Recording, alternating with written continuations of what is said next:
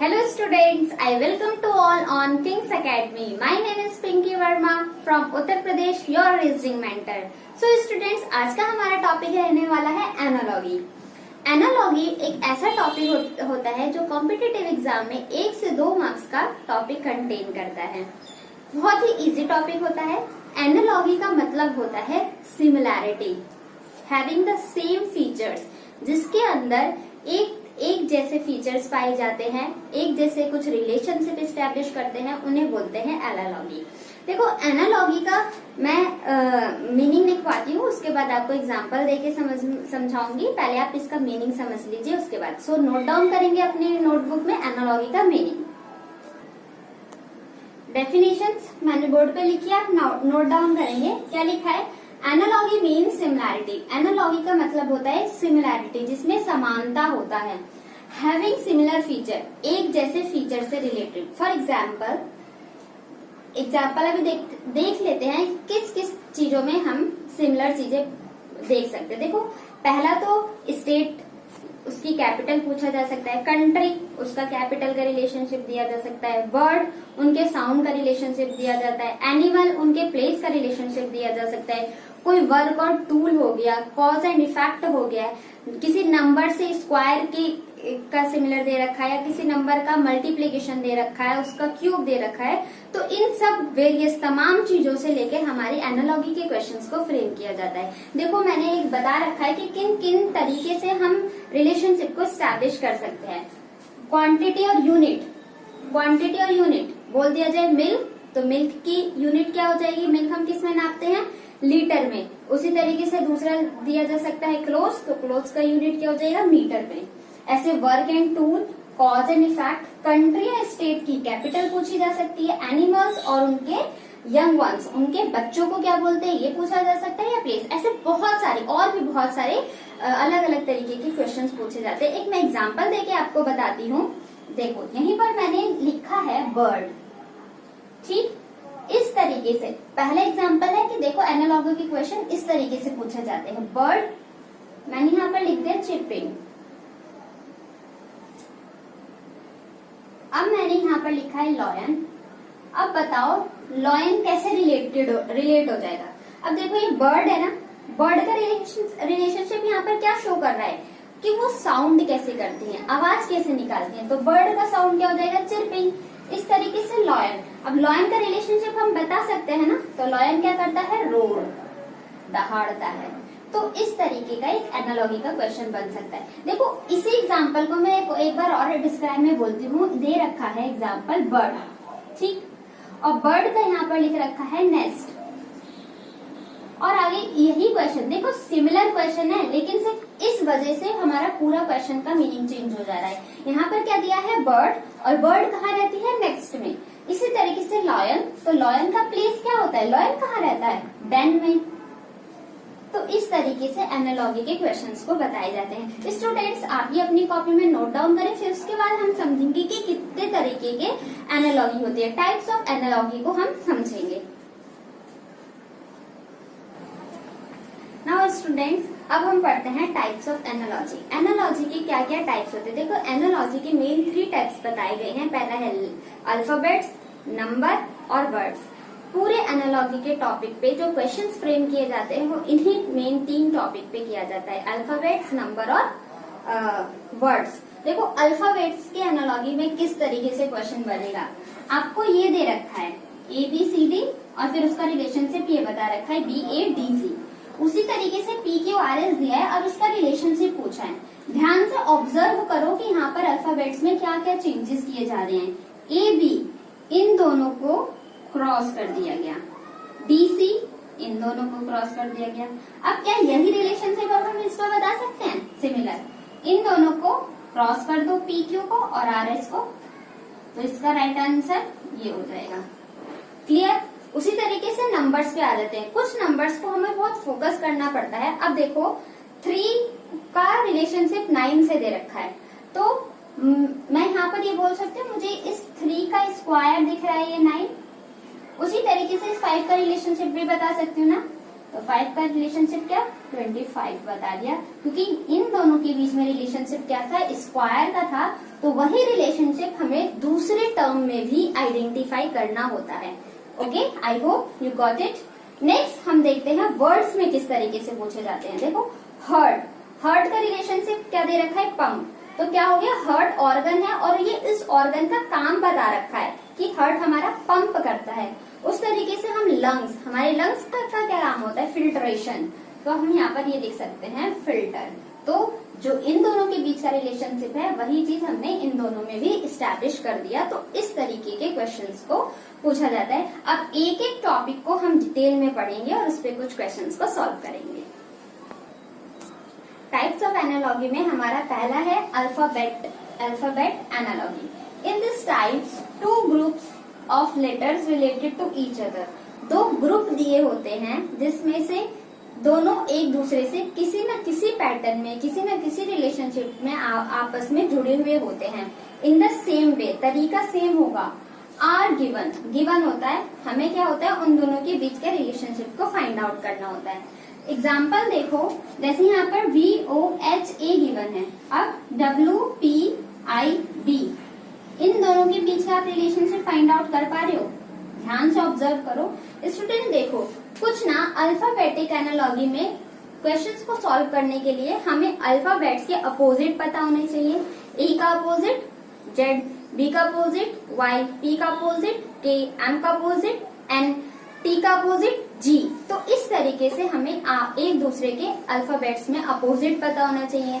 और क्या पैटर्न बन सकता है, +1 प्लस माइनस कर सकता है, +2 +3 या -2 -3, इस तरीके से करके कुछ पैटर्न को डिफाइन किया जाता है।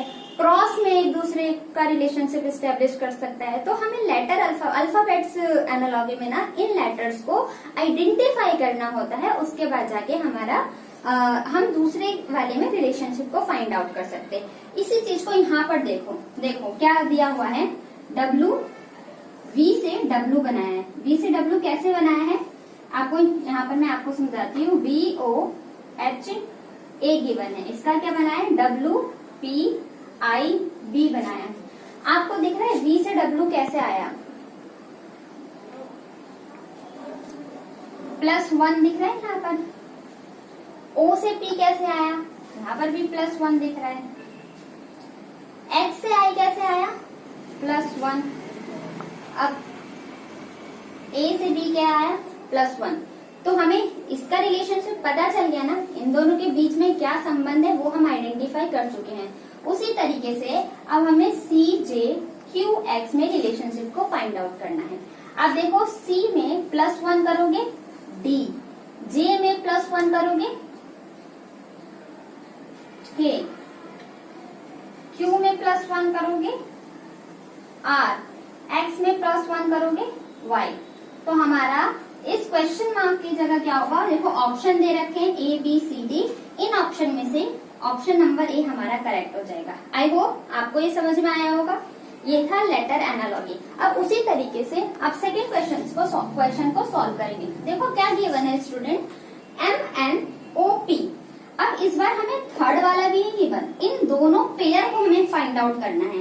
MNOP, क्या हमें ये कॉरेस्पॉन्डेंस अल्फाबेट नहीं दिख रहे, कॉन्जिक्यूटिव अल्फाबेट है ना, जैसे M से N, N के बाद O और P, इन दोनों का रिलेशनशिप। अब इन ऑप्शन में देखो, इस क्वेश्चन को हम ऑप्शंस के थ्रू हिट करेंगे। कैसे, AD, क्या ये आपस में कॉरेस्पॉन्डेंस है, A के बाद तो B आता, तो ये ऑप्शन कैंसिल। AB ये सही है, PQ, AB यहाँ पर CD होता तो, क्योंकि हर कॉन्जिक्यूटिव अल्फाबेट है, दोनों पेयर्स को कॉन्जिक्यूटिव बनाना पड़ेगा, तो ये भी कैंसिल। RS कॉन्जिक्यूटिव है, लेकिन STU, अगर यहाँ पर U होता तो हमारा D करेक्शन हो जाता, बट D भी हमारा रॉन्ग हो गया क्योंकि यहाँ पर B है। B, इस वाले ऑप्शन को देखते हैं।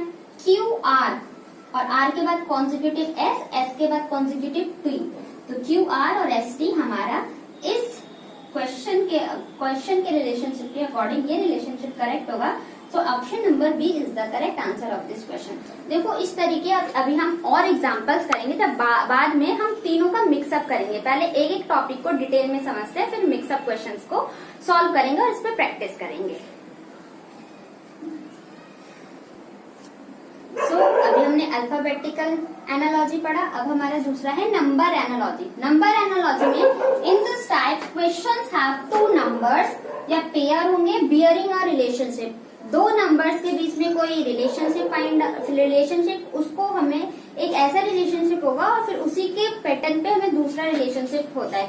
देखो स्टूडेंट, नाम से पता चल रहा है नंबर एनालॉजी। इसमें हमें नंबरों के साथ खेलना पड़ेगा और नंबरों से हमें बहुत ज्यादा फैमिलियर होना पड़ेगा।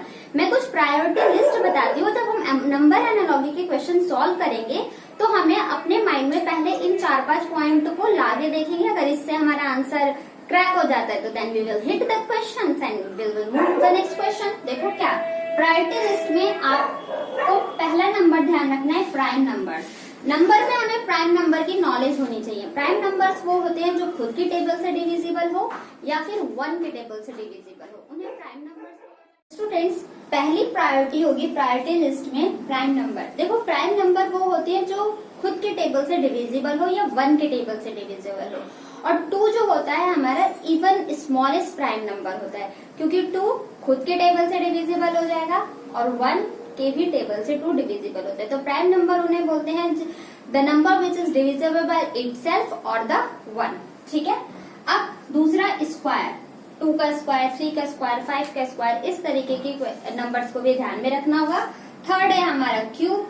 क्यूब भी ध्यान में रखना होगा कि क्यूब के नंबर से 3 का क्यूब 27, 4 का क्यूब 64, 2 का क्यूब 8। तो इन तरीके के नंबर को हमें अपने माइंड में रखना पड़ेगा। नेक्स्ट हम और क्या क्या पैटर्न चेक कर सकते हैं। मल्टीप्लीकेशन तो नहीं गिवन क्वेश्चन में, कोई डिवीजन तो नहीं गिवन, और लास्ट प्रायोरिटी हमारी रहेगी एडिशन और सब्ट्रैक्शन। क्वेश्चन में ये चेक करेंगे कहीं एडिशन तो नहीं गिवन, कहीं सब्ट्रैक्शन तो नहीं गिवन। इन तरीके के क्वेश्चंस को नंबर एनालॉजी में पढ़ते हैं। देखो मैंने 2 एग्जाम्पल बता रखे हैं कि किस तरीके से नंबर एनालॉजी के क्वेश्चंस को सॉल्व करते हैं। कोई एग्जाम्पल क्या दिया हुआ है स्टूडेंट, पहले पैटर्न को ध्यान से देखो, 3 1 2 2। अब इसका क्या पैटर्न बना है, 3 9, 1 का 1, 2 का 2 और 2 का 4 और फिर 2 का 4। और अब हमें इसका रिलेशनशिप फाइंड आउट करना है 0 2 4 4। हमें 4 ऑप्शन दिए हुए हैं। इन चारों ऑप्शन में से हमें फाइंड आउट लगाना है कि इसका करेक्ट आंसर क्या होगा। अब माइंड देखो, प्राइम नंबर तो इनमें से कुछ भी लॉजिक फॉलो नहीं हो रहा ना। स्क्वायर को चेक करें हम एक बार, 3 का स्क्वायर 9, 1 का स्क्वायर 1 होता है, 2 का स्क्वायर 4 होता है और 2 का स्क्वायर 4 होता है। दैट्स मीन्स हमें क्या पता चला, यहाँ पर कौन सा पैटर्न चल रहा है, स्क्वायर का पैटर्न चल रहा है। सिमिलर हम इसका पैटर्न निकाल सकते हैं, 0 का स्क्वायर 0, 2 का स्क्वायर 4, 3 का स्क्वायर 9 और यहाँ पर भी 3 का स्क्वायर 9 हो गया। तो अब देखो 0 4 9 9 कौन सा ऑप्शन है, correct 0 4 9 9। So option number D is the correct answer of this question. I hope ये क्वेश्चन समझ में आया होगा। इसी तरीके से और भी कुछ क्वेश्चंस को देखते हैं नंबर एनालॉजी के। देखो यहाँ पर क्या पैटर्न पड़ता चल रहा है, 42 और 56। ठीक, आप यहाँ पर बोल सकते हो 7 6 जा 42, 7 8 जा 56। यहाँ पर हमने पता लगा लिया कि 7 का मल्टीप्लाई चल रहा है। क्या यही चीज दूसरे में फॉलो करके ऑप्शन में गिवन है, हमें ये भी चेक करना पड़ेगा। स्टूडेंट्स देखो 72 यहाँ तो गिवन नहीं है, 9 8 जा 72। अगर इसमें हम 6 से 8 गए थे तो 9 से 11 जाएंगे, तो 9 11 जा 99 होना चाहिए। क्या ऑप्शन में गिवन है, नहीं गिवन। तो दैट्स मीन जो हमने यहाँ पर अपना अजम्पशन लिया था, क्या सोचा था हमने कि 7 का मल्टीपल है, लेकिन वो अजम्पशन हमारा यहाँ पर फॉलो नहीं करेगा। ध्यान से सुनना, जो अजम्पशन हमने पहली बार यहाँ पर मल्टीप्लीकेशन का लगाया वो यहाँ पर फॉलो नहीं कर रहा। तो क्या फॉलो कर रहा है मैम, जो हमारा आंसर निकल के आए, ऑब्वियस सी बात है। क्या फॉलो करवाए, जो हमारा 72 का रिलेशनशिप पता चल जाए। देखो इस 42 को मैं ये लिख सकती हूँ 6 का स्क्वायर प्लस 6, 6 6 जा 36 और प्लस 6 हो गया 42। उसी तरीके से अब यहाँ पर 56 को मैं क्या लिख सकती हूँ,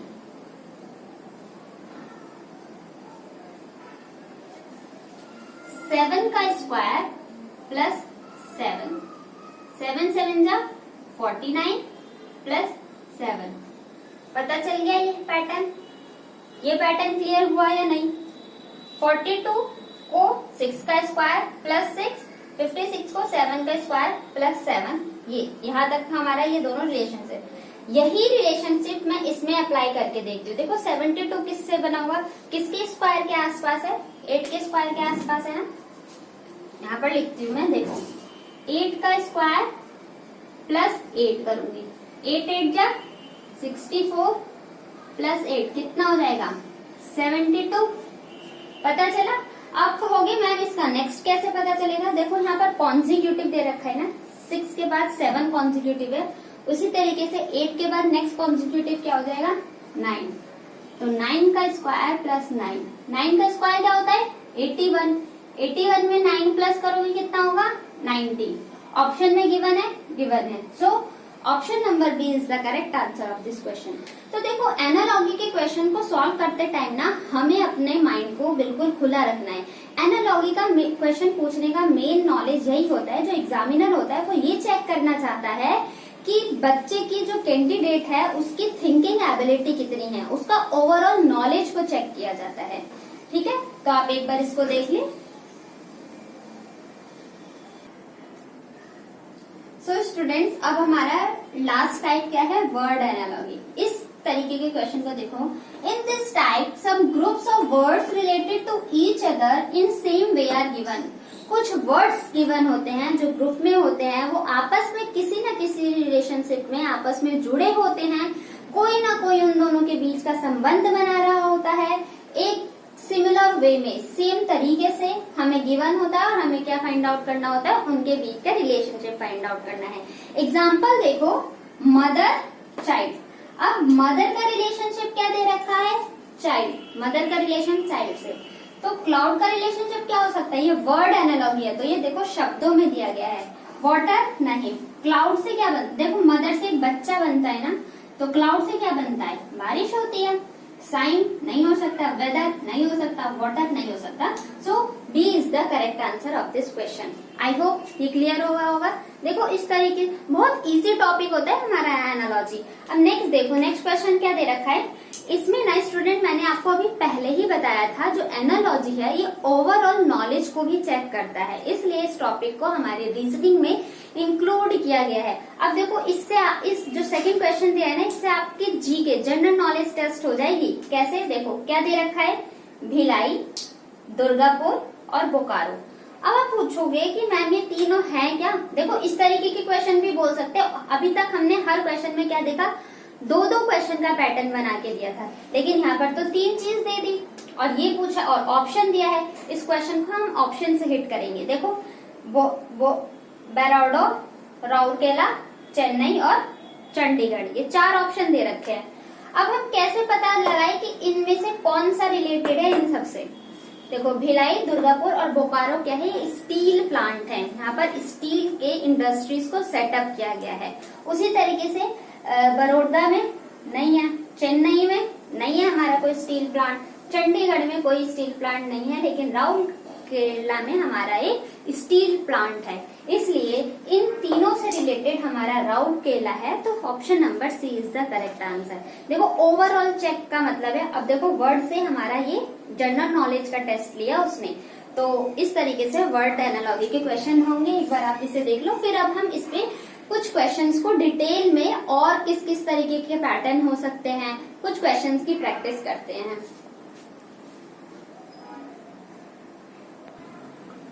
कुछ क्वेश्चंस की हम प्रैक्टिस कर लेते हैं ताकि हमारा ये टॉपिक बहुत स्ट्रॉन्ग बन जाए। देखो क्या बोला गया है, फर्स्ट क्वेश्चन क्या है, tennis is related to court. Question में दिया है टेनिस किससे रिलेटेड है, कोर्ट से, मतलब जो टेनिस खेला जाता है वो उसका ग्राउंड कैसा होता है, प्ले ग्राउंड, कोर्ट में खेला जाता है। In the same way as boxing is related to, तो बॉक्सिंग किससे रिलेटेड होगा, आप देखो ऑप्शन में क्या है, पूल, पूल में खेलते हैं boxing, never, ring of course, ground, boxing, इन सब चीजों में से किसमें खेला जाता है, सो ऑप्शन नंबर बी।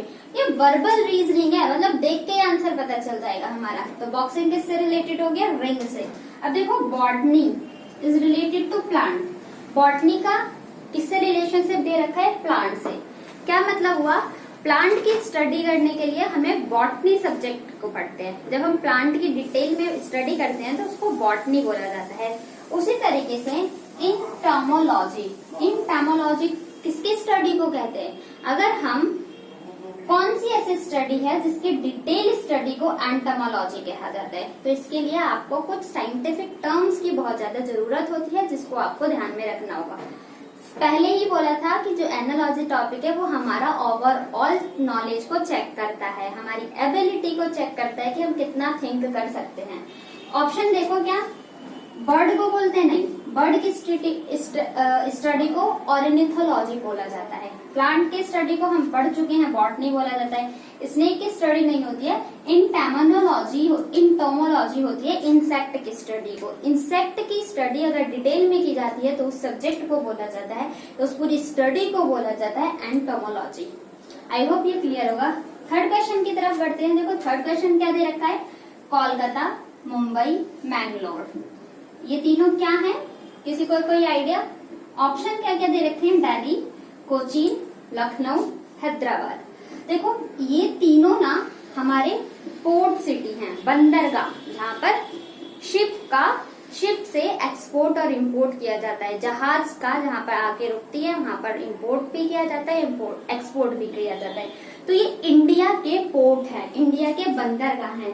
तो इन ऑप्शन में से कौन सा ऐसा है जो इंडिया के बंदरगाह में आता है? दिल्ली नहीं, कोचीन आता है हमारा, ये हमारा इंडिया का पोर्ट है। लखनऊ नहीं आता, हैदराबाद नहीं आता। So option number B is the correct answer. इस तरीके की क्वेश्चन है। अभी हम कुछ और क्वेश्चन प्रैक्टिस करते हैं ताकि हमारे इस टॉपिक पे ग्रिप बन जाए। 3 क्वेश्चन हम प्रैक्टिस कर चुके हैं। 4th क्वेश्चन देखो, वो मेरा किस पे था? वर्ड एनालॉजी पे। ये मैंने किस पे क्वेश्चन फ्रेम कर रखे हैं? नंबर एनालॉजी पे। देखो 16 का रिलेशन 56 है। सोचो, थोड़ा माइंड लगाओ कैसे हम इसका आंसर, और हमें 32 का रिलेशनशिप पूछा है। क्या आपको 16 और 56 के बीच का कुछ रिलेशनशिप पता चल रहा है? थोड़ा सा डिफिकल्ट है ये क्वेश्चन, आप थोड़ा माइंड से अपने सोचे फिर देखें। अच्छा चलो मैं बताती हूँ। इस 16 को क्या मैं ऐसे लिख सकती हूँ? 8 इंटू 2। अब आप बोलोगे मैम 16 को तो 4 इंटू 4 भी लिख सकते हैं, मैम 16 को तो 16 इंटू 1 भी लिख सकते हैं। लेकिन स्टूडेंट देखो, हमें ना इस 16 और 56 के बीच का रिलेशनशिप पता करना होगा। देखो एक बार में आपको हो सकता है ट्रिक ना माइंड में हिट करे, लेकिन जब हम इसमें बहुत सारे नंबर्स ऑफ क्वेश्चंस की प्रैक्टिस कर लेते हैं ना, तो देखते ही हमारे क्वेश्चंस, हमें उसका लॉजिक पता चल जाता है कि अच्छा इसके अंदर कौन सा लॉजिक लग रहा है। 16 को हम 8 इंटू 2 लिख सकते हैं, 8 2 जा 16। अब मैं इस 56 को इसी 8 से रिलेट करना चाहती हूँ, तो 8 इंटू 7 56 हो गया। ये बात क्लियर हुई? आई होप क्लियर होगी। अब देखो हमें तो इस 32 का आंसर पता लगाना है। 32 का आंसर देखो कैसे पता लगाओगे। हम ऐसा क्या कर सकते हैं, हमने यहाँ पर क्या क्या टर्म्स लिए थे? 8 की मल्टीप्लाई 2 से की है, फिर 8 की मल्टीप्लाई 7 से की है 56, और हमारे पास क्या है? 32 है। अब देखो 32 को मैं 16 इंटू 2 लिख सकती हूँ, ठीक है। 16 ले लिया 8 का डबल और फिर 2 को एज इट इज। तो अब हमारा इस वाले ब्लैंक पे क्या फिल करेंगे? तो देखो ये दोनों सिमिलर है ना, तो हम इन दोनों को भी सिमिलर कर देते हैं। दैट्स मीन 16, और ये 2 था, ये 2 था। अब यहाँ पर 7 से मल्टीप्लाई कर दो, तो 16 7 जा क्या होता है? 1 1 2। मिला answer. So option number C is the correct answer of this question. बस हमें अपने माइंड को बहुत कॉन्सेंट्रेट होके क्वेश्चन को सॉल्व करना होगा, इजीली आंसर मिलेंगे, इजीली। ठीक है, नेक्स्ट क्वेश्चन पे बढ़ते हैं। ये तो बहुत सिंपल है, आप देखते ही ऑब्जर्व करके बता सकते हो क्या होगा।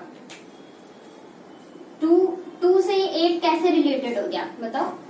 2 का रिलेशन 8 से हो गया, क्यूब का रिलेशन हो गया, तो 3 का क्यूब क्या हो जाएगा? 27। देखते हैं आंसर पता चला। तो कुछ क्वेश्चन इतने इजी होते हैं, हमें देखते सॉल्व हो जाते हैं। अब इस वाले में देखो क्या ऑब्जर्व करोगे।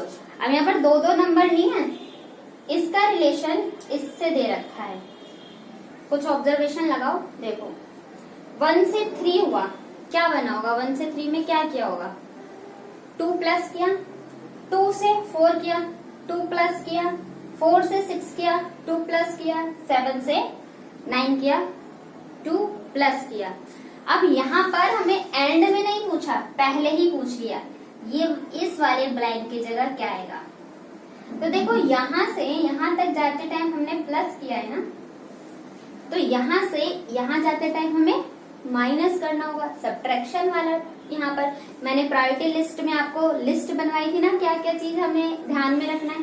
देखो 2 से हम यहाँ पर क्या जाएं जो हमें मिले, तो -2 करेंगे 0, 3 से -2 करोगे 1, 5 से -2 करोगे 3, 8 से -2 करोगे 6, तो 0 1 3 6 कौन सा ऑप्शन दिख रहा है? Option number A is the correct answer of this question.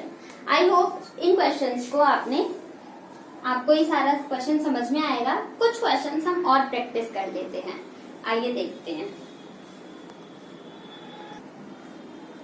So student now अब हम ये कौन से पे मैंने क्वेश्चन टाइप्स पे क्वेश्चन फ्रेम किए हैं, ये हमारे हैं अल्फाबेट्स एनालॉजी पे। देखो क्या दिया हुआ है, फ्लावर को REWOLF लिखा है, तो फ्लावर से रिवॉल्व का क्या रिलेशनशिप है, उसी तरीके से फ्रूट का रिलेशनशिप हमें फाइंड आउट करना है। तो क्या दिख रहा है, इसको फ्लावर को रिवर्स करके लिख दिया है ना, उल्टा करके लिख दिया है FLOWER। तो फ्रूट को रिवर्स करके लिख दो STIURF, हमें आंसर मिल गया। अब देखो जब इसमें ना ऑप्शन मार्क करते टाइम आपको बहुत ध्यान देना होगा, क्योंकि सिमिलर मतलब एक एक वर्ड के डिफरेंस पे आपके ऑप्शन दे रखे हैं।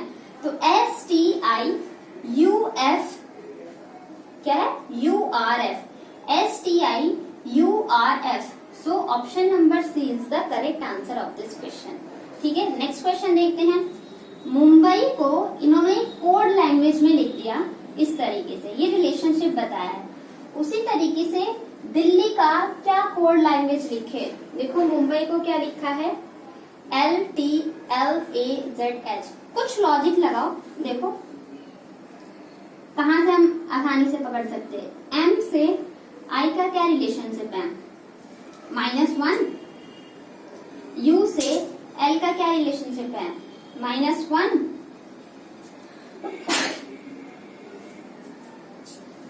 M से L का क्या रिलेशनशिप है, फिर से -1। तो हमें पता चल रहा है सबको -1 करके लिख रखा है।